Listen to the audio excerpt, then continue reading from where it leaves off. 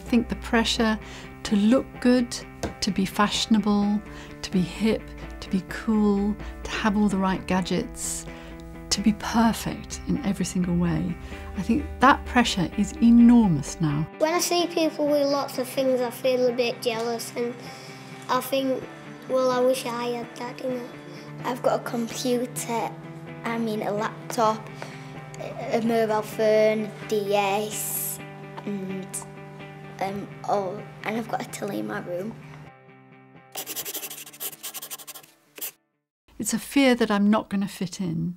It's a fear that I'm alone and nobody likes me. It's a fear that I don't belong anywhere and I've got to do this thing and then they're like me. And the root of it is fear of being rejected, being left out, being isolated.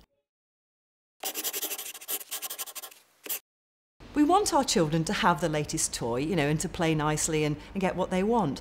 But actually, learning that you get what you want every single time is not a good lesson. They may be obsessed with getting something, and you need to talk to them about what would the difference be in your life if you had this thing? What do you think? Then you need to implant in them, I think, a sense of saving up for something, because we have so much immediate gratification now. Everybody wants it now. If you've decided to say no to your child, you really do need to stick to it once you've made that decision.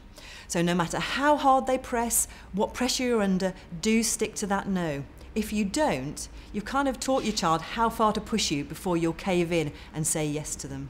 Particularly boys, they probably suffer the peer pressure more. They want the latest action toy or gun or whatever. Oh, it's usually the most expensive ones, isn't it?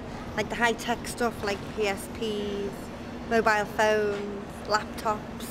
He's been asking for a Nintendo DSi for Christmas, but he already has quite a few gadgets. He has a Wii, he has a PS3. That's partly my husband's fault though, because he loves them as much as his 7-year-old.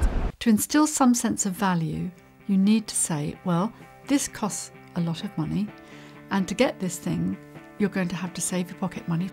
But to tell you what, we could work out a deal. You could do some jobs, I could put in some money, maybe Granny will give some money, and eventually we'll get there.